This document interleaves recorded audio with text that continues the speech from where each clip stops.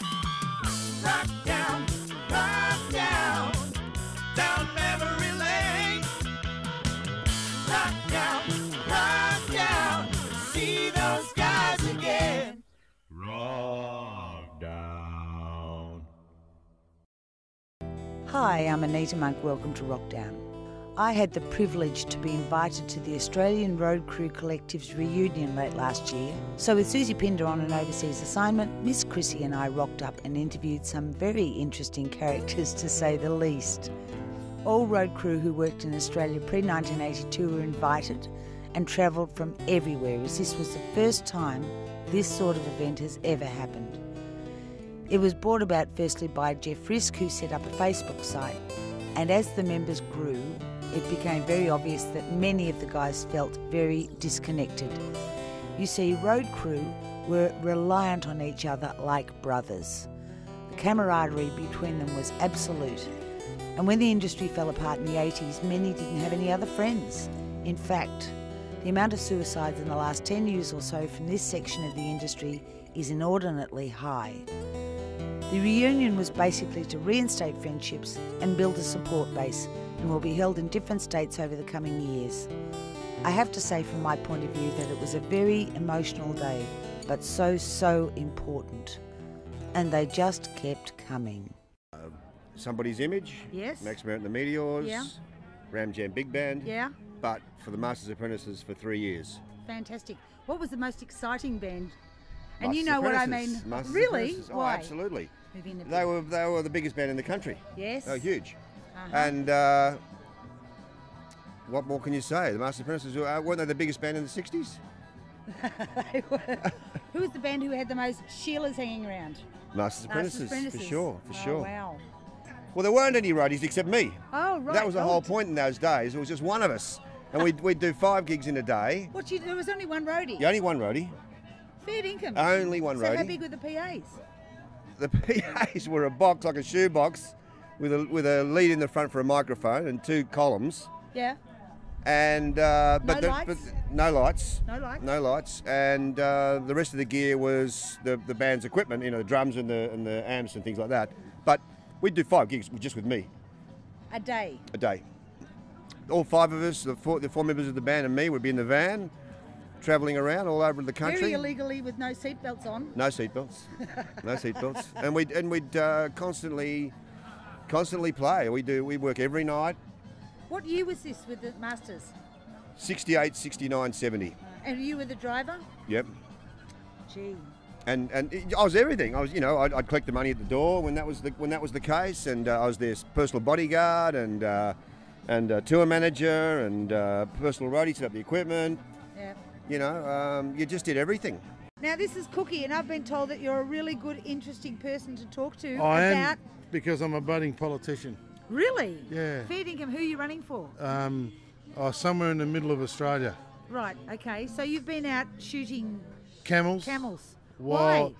camels. Why? Wild horses. Is that your job at Wild- the moment? Yes, for the government. Would you rather be working as a roadie? No, I'd rather be shooting things. Really? Okay. This says something about the quality of roadies. Thank you, Cookie. They go violent, do they? Yeah, they do. They are very violent people, are they? We've had lots of violent But conversations I'm a romantic today. violent. Are you right? Yeah, yeah. Who did you work for, Cookie? Oh, look, I don't care. Come on, I do. Who do you reckon I work for? I have no idea. I reckon you do. All right, the Seekers. Oh, that'll do. Yeah. No, you didn't. Yeah, Judith Durham was the wonderful lady. Come on, tell us who did you work for? Oh, Chisel. Chisel, really? Yeah. All right. How's that? Was it an exciting job? Oh, it was. I was there 5 years and I missed 2 years. Work Really? it out. Work it out. But it was something that you chose to do. I'm To not be a sure. roadie. I'm not sure. You fell into it. I'm not sure. See, this is a problem, folks. When you've been a roadie, you seem to lose I'm your not mind. sure. Somewhere along the line, you lose it. Oh, and another thing is that Yeah, closer to everyone, me, thanks. everyone, Be sexual. Come on. everyone should just be at peace. There were not only male roadies, there are female roadies, and I have one here, Debbie Klingenberg. That's correct. Now, how did you, on earth, what did your mother say when you said, I'm going to be a roadie? Not a lot. Just I don't remember, to be perfectly honest. There's a I lot don't of- remember. There's a not a lot not remembering going on here. Well, with this, yes, hello. Well, yeah. No, they were quite happy with that. They were fine. Really? Well, sure. That was the okay, look. Was the yes. no. Okay. And how old were you when you started? About 19. Yeah. And what did you start doing? Lights. Okay. Always a lighting truck, stayed a lighting truck. Lighting Pretty trog much. is not the person that. Did you do lights or did you just set up lights? Oh, I did lights and set up you lights. did But both. then I was very clever and got the boys to set up the lights. Oh, I see. And then I could just walk in. No going up and down ladders for you. Oh, yeah. Oh, you did. Absolutely. Did you ever go up that ladder that made my feet hurt? The Horden Pavilion ladder up to the. Yes, up to, I went up that ladder No. and I even went up the Rod Laver ladder. Gotta love that. Oh, because I'm talking here about going up ladders that are like 100 feet high, and there's Yeah. nothing. It's like there's a catwalk and a ladder, and there's nothing you can see through, and it's just earth. That's it. I didn't do it. I was that's watching people. That's what runners were for. Ah, Volleys. oh, that's right. That's right. Volleys. It was the stage wear. Absolutely. And shorts. And well, you wouldn't want to go up there in a mini skirt, would you, Deb? Oh, it's been done. Oh no, that's Yeah. terrible. No, I know. No. It was all good. So who did you work for? Mainly the Ideals. Yes, That pretty gorgeous Mick Peeling, the That man with the golden lovely- tonsils. I had to say it at some stage. There you go. much. Yeah, Susie. go Mick. Yes, yes. And The was- lovely Mick Peeling. Did you ever? Now here's a good sexism. Sexism. Was there such a word? No, because there wasn't a great deal of females around then. Because also Only- you weren't a female roadie. You were a roadie. That's right. I was Yes, just a roadie. You were just a girl, and you just had to carry. Simple as that. And you would have to. You'd go out and tour, and you'd have to You stay go in, into stay in the stay with the room boys. With the boys, yes. Smelly boys. Yes. But that's okay. Yeah. That was all fine. That was great. It was fun.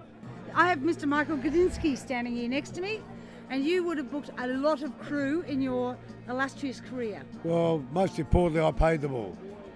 Yes, I know that, because they've But all look, told me. you know what? I used to put up posters, and I didn't grow up with a silver spoon. And it's just so fantastic to see everyone, so many old faces and stuff like that, because really the business was embryonic when I started, and so many of these guys started, and it's become big business now. And I'm just glad to see that everyone's geeing themselves up, because, you know, respect is a special word, and in those days, some of these guys took so many risks just to make sure the show went on. Well, look, the best part about the reunion is that I'm alive and here, because I was pretty sick last year. That's one thing I kept out of the papers, but it's good to talk about now that the doctors were wrong. But look, I think it's a fantastic thing, and look, music has been such a joy in my life, and these guys should be proud of everything that they've done. Absolutely, and well said, and thank you very much. Cheers. Wrokdown. I'm here at the Roadie reunion with Ian Lovell. Say hello, Ian. Hello. You're going to tell us some stories about roadies and how great they were. Well, the first one that comes to mind is Saucy comes in and he comes in the Goanna office, he says, Ian, do you want the good news or the bad news? And I say, ooh, okay, let me think. I'll have the good news first. The good news is I didn't take out the 7-Eleven on the corner of Punt Road and Toorak Road. What's the bad news, Saucy? I took out the XJ6, parked out the front, flat as a pancake. The new Ranger rental truck brakes just failed, and we have a severely dented Ranger truck, but we have a flat XJ6. So you'll have to attend to that. That was one of the more famous. No, it was actually good, Saucy. I mean, there were various roadies that we had the pleasure of working with. Jimmy Mack was probably my favourite. There were various road crews. We used DB Concert Sound for a long time, and Bill Dart's here. Kevin Bishop's not here. There's Bob Welsh, who's our most successful roadie from the Goanna period. He's now working with all the top promoters. He works for Chug, Frontier, Coppell, Dainty, the lot. Bob Welsh is going well. Now, the other one I'd like to talk about is I'd met a gentleman recently from Geelong who's been posting on Facebook that he's quite friendly with Jeff Risk, and he told the story of being at the Eureka as a young bloke watching Jeff St John perform, and there were three of his good friends at the PA giving the mixer a little bit of stick because they'd had a bit to drink, and Jeff had told them, now listen you guys, you be very careful, watch what's going on, otherwise there could be trouble. He'd warned them 2 or 3 times, and on the third time enough was enough, and Jeff had decided to punch out the 3 of them very quickly. 3 of them hit the deck and 3 of them unconscious. That's now I our Jeff. remember a couple of incidences on that particular occasion. They apparently all came to in a certain period of time, and they all resumed the gig, and they accepted the fact that they'd done the wrong thing and were knocked out because they'd been inappropriate. I have Jeff Risk here, the most famous roadie, because apparently he just used to bash everybody up. But we won't go into that. Tell us about your earliest recollections. Earliest. Some I can't mention because I was too young, so I'll have to start when I was older. Were you legally driving or something? No, only until I was 36. Then I got my driver's licence. No, Jeff St John would be one of my earliest memories of a full-on professional band. Yeah. Toured all around Australia, had a great time. And there's a lot of things we can't talk about. Oh, you're going to hear that a lot today. Yes, I know. We're already editing. Editing. As we speak. Yeah, that's it. So there was just you and the band and the gear in a truck. When I first started, there was a 6-piece band, and I carried all the gear, and it was just me in the truck, and we drove all over Queensland, South Australia, New South, everywhere, by myself, and picked up, a bloke from the bar or something like that, and fell off the street, buy him a beer and get him to help you carry the heavy things. So when you started, what made you decide that you wanted to be a roadie? Well, I hadn't actually decided to be a roadie because there wasn't actually a word for it then. That word hadn't been coined. But my friends played in the band. I was a lousy bass player, so I got replaced, and I thought, I'm going where the girls are. That was what the roadies had, the girls and the bands didn't. No, I just went along. Oh, okay. All right. I can't say too much. I was a chaperone. I chaperoned the musicians because, as we all know, they're delicate little petals. Musicians are. So, Sure. Yeah. Have you got anything else to add that you can say on air? Come closer to me. No, I can't. I don't know a damn thing. Do you regret ever punching all those people out? No. You know? No. Oh, okay. Fair enough. I was employed as a bouncer. That's where all that sort of came from. I was employed as a bouncer at a nightclub. So it was my job to throw people out. But then again, punters are well known to create havoc and put drinks on desks and things like that. No. No, you can't. No. You can't do that. That's a definite no. That's out on your ear, straight away. That one. Yeah. Can't do that. All right. Thank you very much for that, Jeff. Unless you've got something else to add, like it's wrecked my body and my knees have gone and my feet have gone. Gosh. And my hips. We can't talking about the bodies. I got, what is it? 1 ankle gone, 2 knees gone, my left leg, diabetes. So you're an invalid. Yes, I'm an invalid. I'm broken to bits, broken to pieces. So you were a roadie. Oh, well, I was. And you now have your own staging company. Yes, I do. What made you decide to make the jump? Well, it wasn't a one-step jump. No, I bet it wasn't. No, I started off as a lighting designer Yeah. and a lighting crew chief. Yep. But I never wanted to do just lighting, so I wanted to get into production. Yep. And then I went overseas for a couple of years doing production overseas with a lot of big rock bands and what have you. Is it hard getting work overseas, or have Australian crew got a good name overseas? And an Australian crew can, in my view, a good Australian crew person can walk into a job could back in the early 80s walk into a job in an American or an English production company. Do they have a lot more strong union rules? Well, in America particularly, yeah. the union pretty much controlled the theatrical venues. So if you were over and went to America and said, I'm a lighting guy, do you have to specify exactly what sort of lighting guy you are? No, you don't, but you're not allowed to touch the equipment. So, I mean, I did a show with Neil Young in Bloomington, Indiana, and the road crew chief actually handcuffed me to the scaffold and told me just to give instructions to the local guys, because if I touched a lamp, they would all go off the job. You're kidding. No, I'm not kidding. True story. You want a roadie stories, right? Oh, absolutely. That's amazing, because that doesn't happen in Australia. Not generally. Do they have a union over there, or is it, what sort of rule is it? Is it a OH&S rule? Yeah, it's the Entertainment Workers Union over there, the IATSE they're called.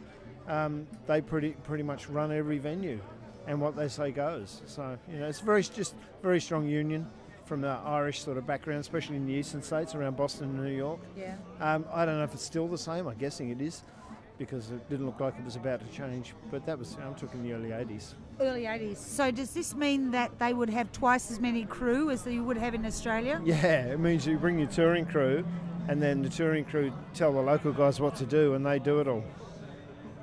So you knew nothing. You just stand there handcuffed. Yeah, yes, I had to be handcuffed because Is it I like touching things. Wrokdown.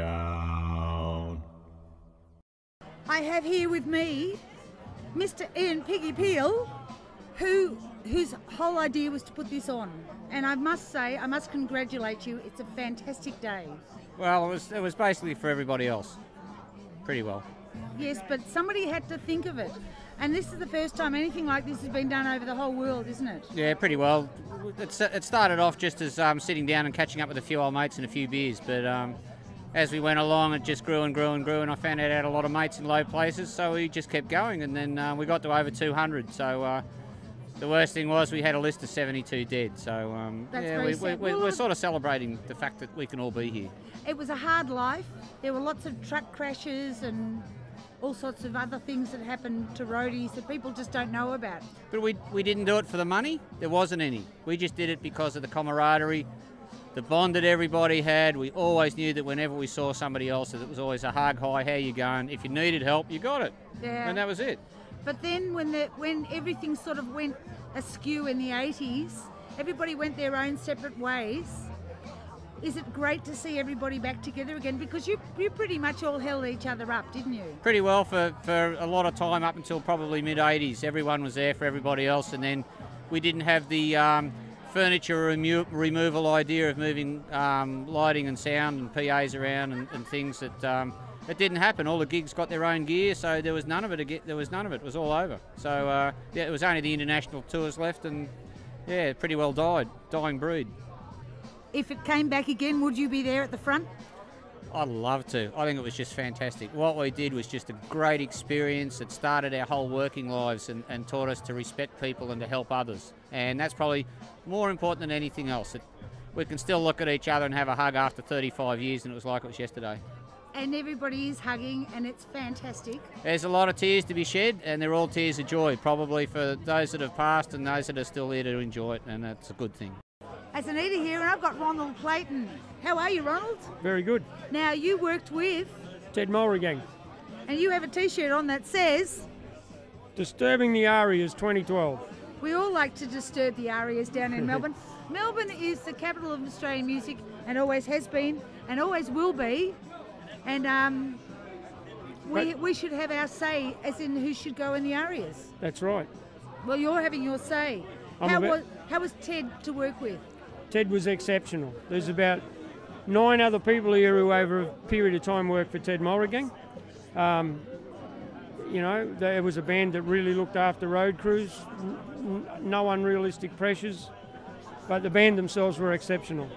Like I was with them for 30 years. Really? Yeah. So you were part of the band? Yes. Did you? Not a member of the band, but they classed me as a member of the band. And did you have a nickname that said that you were part of the band? Yeah, Ronnie Roadie. Ronnie Roadie. I have with me here Ross Ferguson. How are you? Good, thank you. Now, apparently you just did a really nice speech, which we missed, about roadies suiciding. And unfortunately, it's one of the things that happens when you run out of work?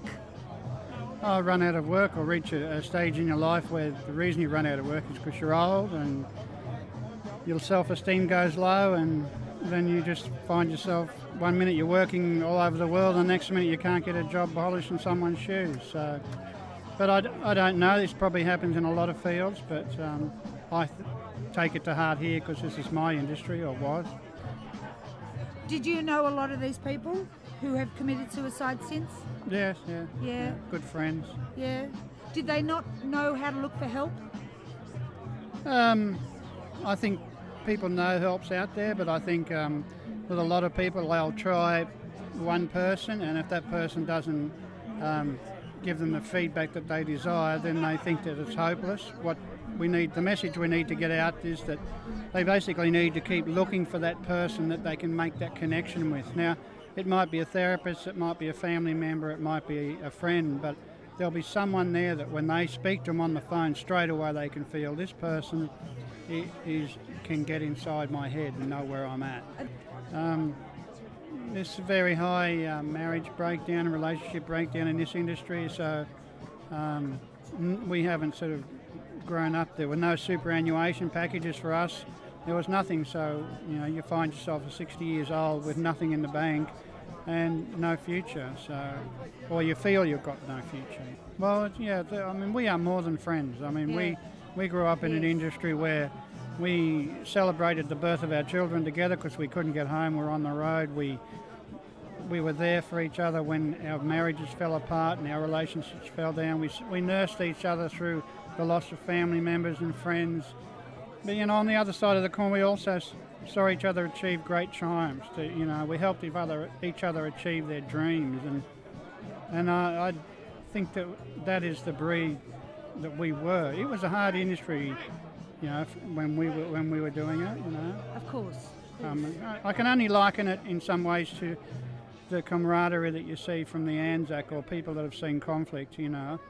Although we weren't in actual loss of our life maybe, but we had to support each other. Yeah. Because if we didn't support each other, no one else was going to. No one cared about how many overnighters we did in a week, or but we did it because we loved it. We weren't ordered to do it. That's the thing, and we weren't ordered to carry someone when they couldn't get up themselves. But you were the backbone of the industry, and that was. Well, you were, because the gigs wouldn't go on without the roadies. It was the partnership between the roadies and the musicians.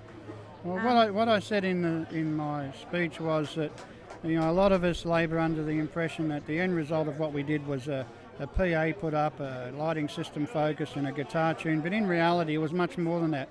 What we were a part of was a machine that gave enjoyment and happiness to everybody, and gave them hope.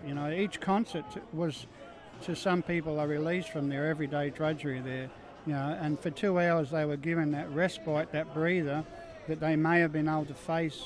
So the end result of what all these people have done all their life has been to bring happiness and hope to people. Congratulations, it was a great idea, and hopefully you'll keep doing it every year. No, thanks for coming, girls, and I hope you enjoy it. This is a history. Absolute history. This has never happened before, ever. So we'll do it again. Absolutely. Thank you very much. Thank you, girls. Thank you. Thanks.